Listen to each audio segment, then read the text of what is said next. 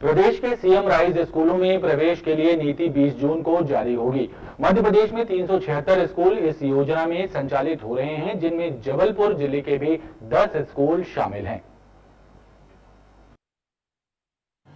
CM rise school योजना के तहत प्रदेश के 376 स्कूल संचालित हो रहे हैं, जिनमें जबलपुर के सभी 10 स्कूल शामिल हैं। जिम्मेदार अधिकारियों के मुताबिक सभी 10 स्कूलों में नई बिल्डिंगें बनाई जाना तय है। साथ ही स्कूलों में प्रदेश की नई नीति भी 20 जून को जारी होगी। अभी तो जो पुराने भवन है वहाँ सीएम राइज स्कूल चलेंगे, तो वहाँ जो भवन की जो स्थिति है, जितनी कैपेसिटी है उसी के हिसाब से बच्चे लिए जाएंगे। जब भूमि आवंटन और सीमांकन के बाद जब नया भवन बन जाएगा तो फिर उस कैपेसिटी से बच्चों का एडमिशन होगा। शिक्षकों की व्यवस्थाएं प्रारंभ हो गई हैं, अधिकांश जगह पोस्टिंग हो गई है, और भी जो कमी रहेगी उनकी पोस्टिंग आगे निरंतर चलती रहेगी। तो सीएम राइज स्कूल में सर्व सुविधा युक्त स्कूल बनाने की जो योजना है वो उस पर काम बहुत तेज़ी से चल रहा है। और हमारे यहाँ अब सीएम राइज स्कूल बहुत अच्छे स्कूल, नेशनल इंटरनेशनल लेवल के स्कूल नज़र आएंगे आगे चल के कुछ समय बाद, परंतु अब भवन और सुविधाएं जुटाने में समय लगेगा। बहरहाल जिम्मेदार अधिकारियों का कहना है, सीएम राइज स्कूल योजना के जरिए स्कूल शिक्षा व्यवस्था में बड़ा सुधार होना तय है। नई पीढ़ी को प्राइवेट स्कूलों से अच्छी व्यवस्थाएं सरकारी स्कूलों में प्राप्त होंगी। जबलपुर रेल मंडल द्वारा राज्य भाषा हिंदी को बढ़ावा देने के लिए अखिल रेल हिंदी स्पर्धा का शुभारंभ किया गया है।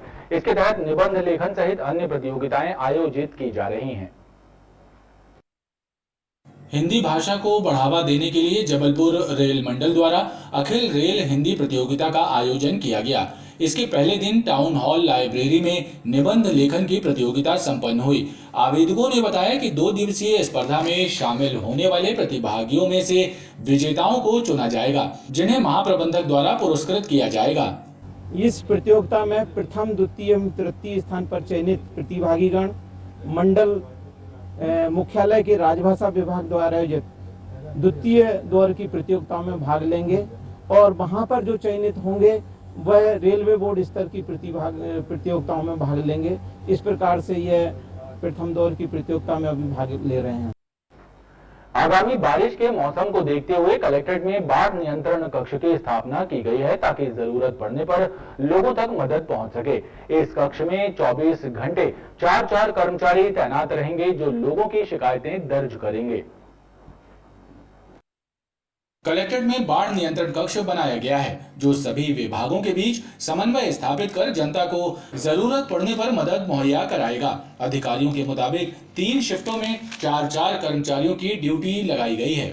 12 कर्मचारियों को तैनात किया गया है, जो 4 के हिसाब से 3 पाली में अपना ड्यूटी देंगे। और यहाँ पर जो भी शिकायतें आएंगी उसका तात्पर्य निराकरण किया जाएगा। 24 घंटे कंट्रोल रूम हमारा चालू रहेगा, और नगर निगम की टीम का अमला जा के सफाई कर रहा है नालों वगैरह में, माननीय कलेक्टर महोदय के निर्देश अनुसार। और होमगार्ड की टीम भी तैयारी है, हमारी पूर्णतः तैयारी है। अधिकारियों के मुताबिक ये बाढ़ नियंत्रण कक्ष जिला प्रशासन, नगर निगम, पुलिस, होमगार्ड और बिजली सेतु का काम करेगा। लेमा गार्डन स्थित आवास योजना के मकानों से लोग खिड़की दरवाजे तक चोरी करके ले गए हैं। मकानों की टाइल्स और पाइपलाइनें भी तोड़ दी गई हैं, जिनकी मरम्मत नगर निगम द्वारा करवाई जा रही है। बदहाली के कारण हितग्राही मकानों की बुकिंग नहीं करवा रहे हैं।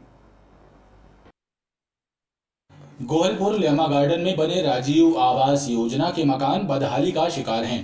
पूर्व में मकानों में रह रहे लोग जाते जाते तोड़फोड़ कर गए हैं।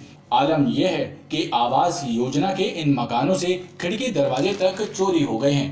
टाइल्स और पानी की पाइपलाइनें और बिजली की फिटिंग तक उखड़ी हुई है। इसलिए हितग्राहियों द्वारा इन मकानों की बुकिंग नहीं की जा रही है।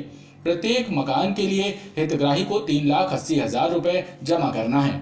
कुल 434 आवास में से 150 आवास जो है आवंटित हो चुके हैं। इसके अलावा जो आवास हैं जहाँ पे कुछ जर्जर अवस्था में हो गए हैं, उसमें रिपेयरिंग काम चालू है। पीडब्ल्यूडी और प्रकाश विभाग के माध्यम से नगर निगम के द्वारा काम कराया जा रहा है। दरवाजे भी चोरी चले गए उसमें, दरवाजे खिड़की सीट वगैरह सभी वायरें हैं। जो भी मेंटेनेंस का काम है वो नगर निगम के द्वारा किया जाएगा। हितग्राही से नहीं, हितग्राही से कोई अतिरिक्त राशि नहीं ली जाएगी। योजना की बदहाली का अनुमान इसी बात से लगाया जा सकता है कि 434 मकानों में से मात्र 156 मकानों की ही बुकिंग हो पाई है। बहरहाल नगर निगम द्वारा अब मकानों की मरम्मत करवाई जा रही है। मार्केट में सप्लाई होने के पहले ही क्राइम ब्रांच और माढ़ोताल पुलिस ने ग्रीन सिटी के पास बाबा रामदेव कॉलोनी के निर्माणाधीन मकान में छापा मारकर एक्सपायरी डेट की बियर की 145 पेटी बरामद कर ली है और एक आरोपी को भी गिरफ्तार किया गया है। मुखबिर की सूचना पर क्राइम ब्रांच और माढ़ोताल पुलिस ने ग्रीन सिटी के पास बाबा रामदेव कॉलोनी के निर्माणाधीन मकान में छापामार कार्रवाई करते हुए एक्सपायरी डेट की बियर की 145 पेटियां जब्त की हैं। Crime branch additional SP Sanjay Agarwal ने बताया कि पकड़ा गया युवक शोभापुर का रहने वाला है। शोभापुर का रहने वाला रितेश विश्वकर्मा है और उसने अपने मकान में बियर का स्टॉक करके रखा था। फिलहाल उससे पूछताछ जारी है। तो पाया गया वहाँ पे कि 100 पेटी जो कैन वाली बियर है और 45 कांच वाली जो बियर होती बड़ी फुल, तो इस प्रकार 145 पेटी बियर जब्त हुई है। और ये बियर जो है इसका उपभोग करने की जो डेट थी वो ख़त्म हो चुकी थी, अर्थात ये उपभोग के लायक नहीं थी। इसलिए इसमें धारा 49 आबकारी एक्ट भी बढ़ाई जाएगी। और ये जो आरोपी जो पकड़ा गया है ये बार बार अपना नाम पता भी सही नहीं बता रहा है। पहले इसने अपना नाम अंकित बताया, फिर सौरभ बताया, और जब सही तरीके से तस्दीक की गई तो इसका नाम अभी रितेश पिता सुनील विश्वकर्मा भाड़पुरा और शोभापुर का ही रहने वाला है। ये अभी हम पता कर रहे हैं कि इसने कैसे इकट्ठी की है और कब से इकट्ठी की है और ये एक्सपायर कैसे हो गई, कितने दिनों से है, ये अपना इन्वेस्टिगेशन का विषय है। पुलिस ने आरोपी के खिलाफ मामला दर्ज कर कार्रवाई शुरू कर दी है। फूटाताल में सरकारी अनाज का अवैध भंडारण करने के मामले में गिरफ्तार अब्दुल महमूद रंगरेज से हुई पूछताछ में पुलिस को कई अहम जानकारियां मिली हैं। कोतवाली पुलिस ने क्षेत्र में स्थित एक मकान में छापा मारकर 10 बोरे चने के बरामद किए हैं। फूटाताल क्षेत्र में महमूद रंगरेज के मकान में दबिश देकर पुलिस ने बड़ी मात्रा में खाद्यान्न जब्त किया था और महमूद को रिमांड पर लिया था। लिहाजा उसने पूछताछ के दौरान बताया कि स्नेहलता जैब के मकान में उसने किराए से कमरा लिया था और उसमें गरीबों को बांटा जाने वाला सरकारी चने के 10 बोरे रखे हैं। सूचना पर पुलिस ने छापा मारकर कमरे से बोरे जब्त कर लिए हैं। इनके द्वारा और इनके लड़के जो दुकान का संचालक है उसके द्वारा स्नेहलता जैन का एक कमरा किराए पर लिया गया है करीब 3 वर्ष पहले से। वहाँ पर 10 बोरा शासकीय खाद्यान्न का अनाज चना वहाँ पर भी इन्होंने अवैध तरीके से भंडारण कर रखा था, जिसकी बरामदगी खाद्य अधिकारी की उपस्थिति में की गई है और सूचना खाद्य विभाग को भी दी गई है। बरामदगी इसमें लगातार हो रही है और अभी अनुसंधान जारी है। पुलिस का कहना है कि पूछताछ में हो रहे खुलासे के आधार पर कार्रवाई की जा रही है। पंचायत चुनाव के मद्देनजर आपराधिक प्रवृत्ति के लोगों का बाउंड ओवर किया जा रहा है। बरेला थाने में इस प्रक्रिया के तहत 160 बदमाशों का बाउंड ओवर करवाया गया। पंचायत चुनाव की प्रक्रिया को शांतिपूर्ण ढंग से संपन्न करवाने के लिए पुलिस प्रशासन की अपराधियों पर पैनी नजर है।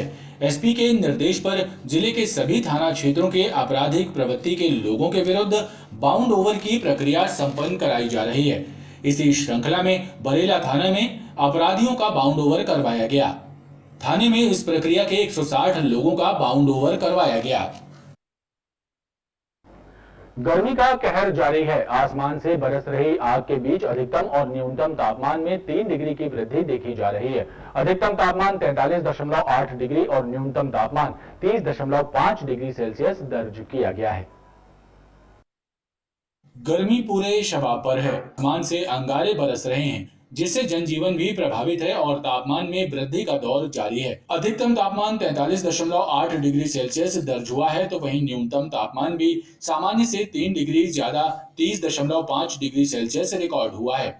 मौसम विभाग के द्वारा दी गई जानकारी के मुताबिक तापमान में फिलहाल वृद्धि का दौर बना हुआ है और मौसम मुख्यतः शुष्क रहने की संभावना है। वहीं उत्तर पश्चिमी हवाओं की मौजूदगी भी बनी हुई है। खबरों का ये क्रम लगातार जारी है। आप देखते रहिए BTV न्यूज।